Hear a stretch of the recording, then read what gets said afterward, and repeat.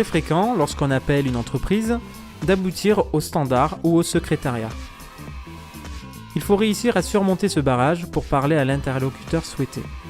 Il est parfois utile de se renseigner au préalable sur Internet pour connaître le nom de l'interlocuteur visé et sa fonction. Prenons tout de suite un exemple.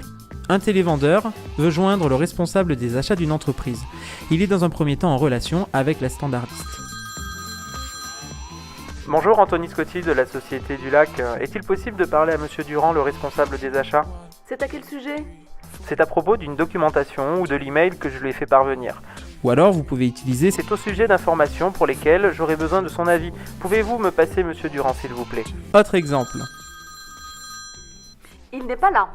Quand me conseillez-vous d'appeler ? On continue avec un autre exemple. Il est en réunion.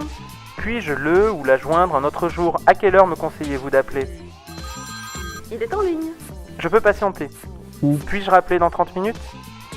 Il faut envoyer un courrier. Je vais le faire, mais pour que ce courrier soit utile, j'ai besoin de son avis sur tel sujet. Pouvez-vous me le ou la passer, s'il vous plaît ? Les télévendeurs s'adressent à des prospects qui sont de moins en moins disponibles et de plus en plus sollicités.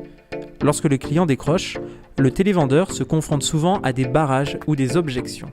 Il doit être capable de les surmonter de façon réactive et doit développer des réflexes et persévérer afin d'arriver à atteindre les objectifs de rentabilité et de qualité imposés par le commanditaire. Il existe 3 types d'objections. L'objection non sincère et non fondée, ou non justifiée. C'est un prétexte qui montre que le client ne souhaite pas poursuivre l'entretien.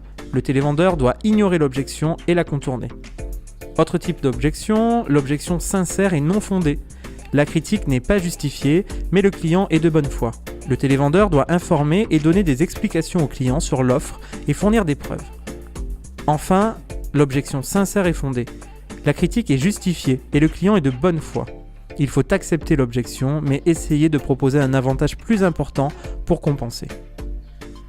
On va tout de suite voir des exemples. On commence tout de suite avec C'est trop cher.